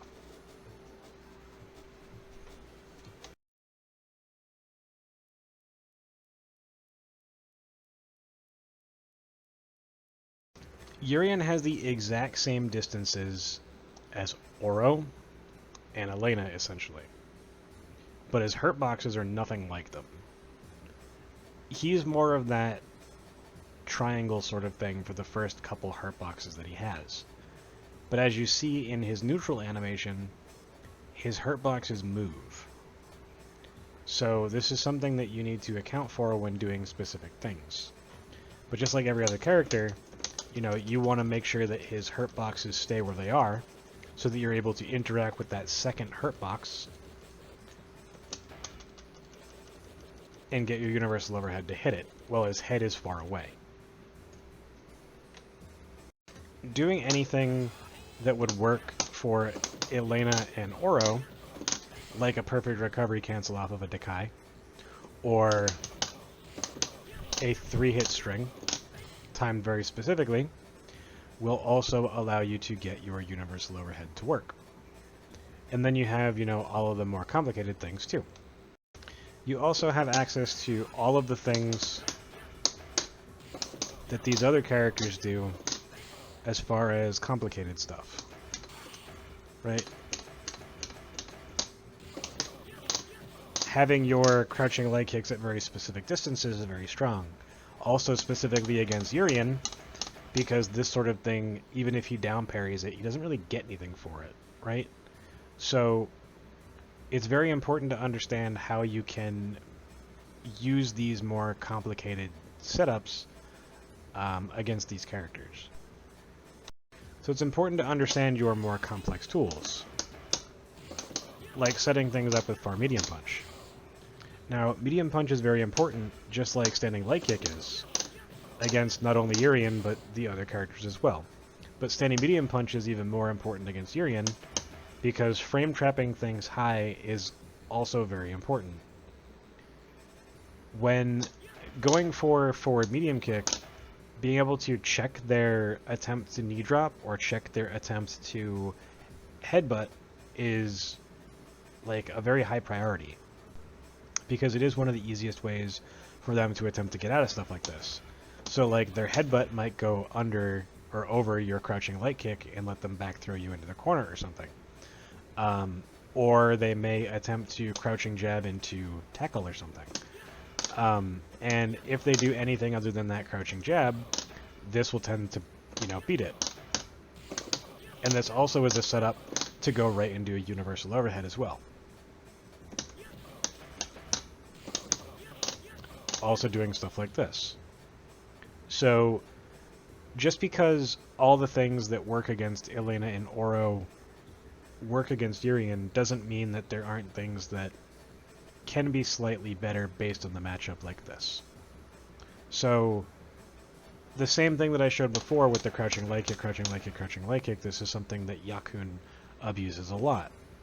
So being able to get stuff like, you know, delay, walk forward into universal overhead, or intentionally whiff into your Zempo or pressure string or whatever it is that you want to do, is something that can be very beneficial. So while Urien is considered one of the harder characters, you know, to do setups on, he's really not all that hard by comparison to some of the other characters like Necro or something. So just knowing how to properly use your standing HP, your Dakai, your standing medium punch, your forward medium kick in some regards, is very important.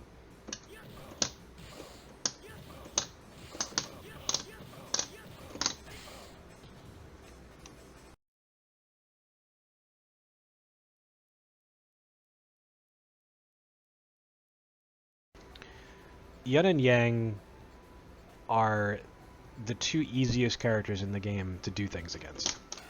Now, there are certain situations where, like this, I'm put at 62 pixels away from my opponent, and there's only basically one other character that you can do things this close, and that's Makoto.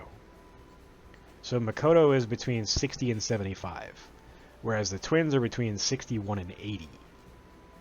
So you actually have a 20 pixel variance between where you can hit your opponent.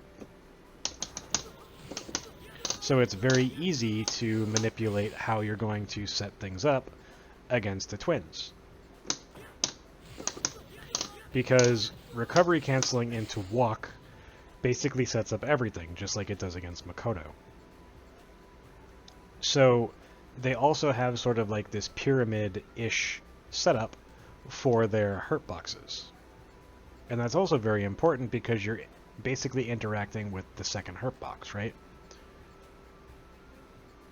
And in order to, showcase this, it stays the same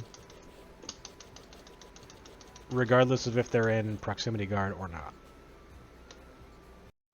Twins are other characters where forward medium kick sets up universal overhead.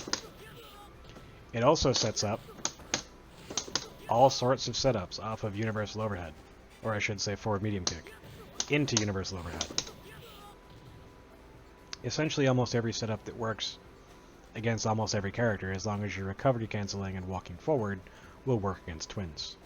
Similar to the same situation against Makoto.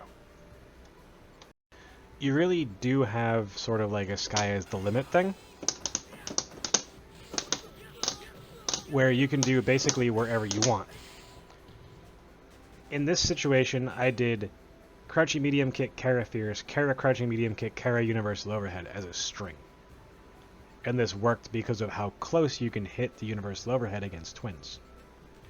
Now, I'm not suggesting that you go and learn this string. This is just an example of something that you can make work. But it means that you can make literally anything work that your heart desires, as long as you are close enough. And because they have such a wide range, and understanding that, you get put to the max distance by doing like 3-hit strings and stuff consistently, as long as you're canceling those strings into your overhead rather than letting them complete or go to the full recovery, right? It's also the same thing, is that you can set up recovery cancels off of standing light kick, which is an entirely important aspect of mixing your opponent up. Because if you're able to do stuff like this, right, then your opponent has to worry about, okay, is he going to hit me? Is he going to whiff to go for his intentional whiff into universal overhead? What's his meter at? What do I have to look for? All of this stuff matters a lot. And the fact that literally every button that you can possibly do with this character, if you're within a stone's throw away from the twin and you have Ganagin activated, you can get in range to make your universal overhead work. No matter what. No matter if you are, doing your Dakai and then, you let it fully recover. Well, I did Kara crouching light kick, micro step forward, universal overhead. Ta-da! Like, quite literally, almost everything works.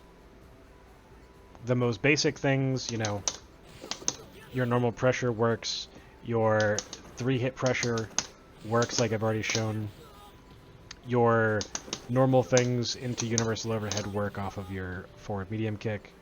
You know, going for forward medium kick into other things. Going for Dekai into a plethora of options is also something that's relatively important as well. Because setting up frame traps off of Dekai is another important thing.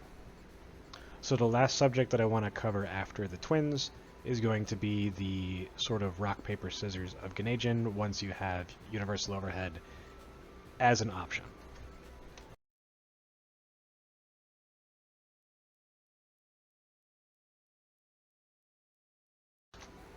So there's a couple moves that you need to take a look at. Universal overhead, and then forward medium kick. Universal overhead, both of Yun's feet leave the ground. Forward medium kick, only one foot leaves the ground at a time. Reacting to both of these requires very, very, very good reaction time. Being able to react to universal overhead, because of the fact that both of your feet come off of the ground, is something that is a little bit more common. This is why mixing up between this and this is very important. So, showing your opponent that you're willing to do universal overhead, especially against characters that can't hard punish you, like Q and Hugo and stuff, can be extremely potent as far as mix-up opportunities become. And what I mean by this is that standing light kick, as an example, allows me to walk up in Zempo, right? Standing light kick as well allows me to walk up in universal overhead. Standing light kick also allows me to go into forward medium kick, which lets me walk up in Zempo. Or forward medium kick into standing light kick into universal overhead into blah blah blah. So your opponent has to be worried about, is he going to move forward? Is he going to frame trap? Is he going to Zempo? Is he going to universal overhead? And then is he going to forward medium kick? And then in some situations, they have to worry about if you're going to jump, although that's very infrequent.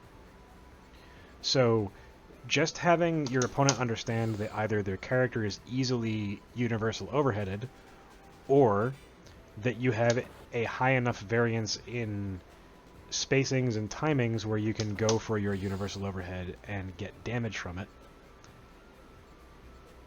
forces your opponent to think of your Ganejin differently. It's the same thing like conditioning with Zempo at a specific time. Most of the Yuns will usually look to Zempo at like the last 30%, because that's where they get the most meter from their Zempo, or at least that's what they think. Well, I mean, that is true, but damage-wise, you can get similar damage regardless of when you Zempo your opponent, as long as you know the routes to take, regardless of the character. So, knowing that your opponent can Zempo you immediately, or they can do 6 reps of their normal pressure, they can do 7 reps of their normal pressure, etc., makes a big difference. And this is why, you know, you'll see stuff like this, because the opponent, they're fishing for that attempt to interact with either like Chun's crouch jab, Ibuki's crouch jab, an attempt to jump away from the Zempo, whatever it is, right? Where you're looking to hit them. It's the same thing, you know, stuff like this, where Yakun will do like crouching short short, crouching short short, delay, crouching short into shoulder, stuff like this at the end of his Ganejin when he's already conditioned to look for the Zempo. So when you're conditioning your opponent to look for Zempo at specific times, they also have to be looking for universal overhead at a lot of different times. So when you are showing your opponent that you're willing to do universal overhead, it takes their mental stack away from early Zempo. And basically it's something that they're forced to just concede. Because if they don't, then they can't really pay attention to you trying to go for an overhead. They have to pay attention to your life, your gauge, all this other stuff to see if that Zempo early is going to come or not. And if it doesn't, well, then they have to worry about when is it coming, is the universal overhead coming, are you going to be using forward medium kicks, all of this other stuff. Are you going to try to frame trap? So without universal overhead, there's just one less thing that they have to think about. There's one less thing that they have to react to. In addition to all this, the wider the range at which you can hit your opponent, so like Yun versus Twins, or Yun versus Makoto, or whatever, they have to be thinking about distancing different as well. So like a character like Necro or Oro or Elena or whatever, there's very strict distances at which you can hit them because there's only like a variance of, 6 or 7 pixels at which you can actually universal overhead. So they only really need to look for the universal overhead off of either specific strings or when your character gets pushed to that distance from whatever it is that you're doing, or enters that distance from far away.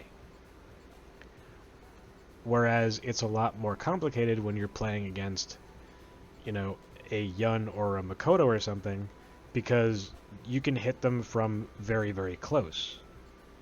They don't have quite the opportunity to look for your spacing, and they don't have the luxury of being able to see that you are exactly far enough away, as far enough away in this case could be almost right next to them, or it could be 80 pixels away.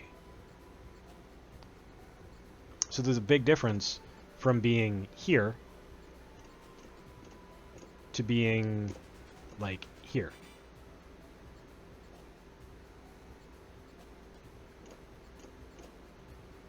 It's essentially like a step and a half. So because you can be here and have universal overhead be, something that works, then there's a lot more things that your opponent has to worry about. And it's the same thing for universal overhead outside of Genei-Jin, where the wider range of spacings where this can work just helps you with making it work. Certain characters crouching short works, certain characters close to any medium punch works, sometimes you need to take a step back, sometimes you need to take a step forward. All of this stuff matters in setting up all the different types of mind games that exist for, Yun. So it's not specifically meant to be entirely around your universal overhead, but universal overheads does influence what your opponent does have to look for if they want to react to this. And no matter how good your reactions are, you can still be conditioned to look for specific things. Like, watching Issei play against MOV as an example, Issei hits universal overheads on MOV a lot. And that's because, well, he does them at different timings, and he does them at different spacings, and he does them off of different strings. So MOV has to look for both of these feet to come off the ground, but at the same time, he's being peppered with forward medium kicks. He's being threatened with early Zempo, late Zempo, all this other things. So the mental stack actually does, mean a lot. It's the equivalent of trying to play like Street Fighter 6 or something, where you have to worry about DI, you have to worry about drive rush, you have to worry about jumps, you have to worry about all those other things, even just in neutral, right? So when you're trying to think of all the options that you have available to you in Third Strike, you have to think about how the mental stack sort of generates based on all of these options. So Yun in Genei-Jin has a lot of options, and especially if you're able to consistently get universal overhead to combo, it means that your opponent has to pay attention to a lot more than just, are you walking forward for that Zempo?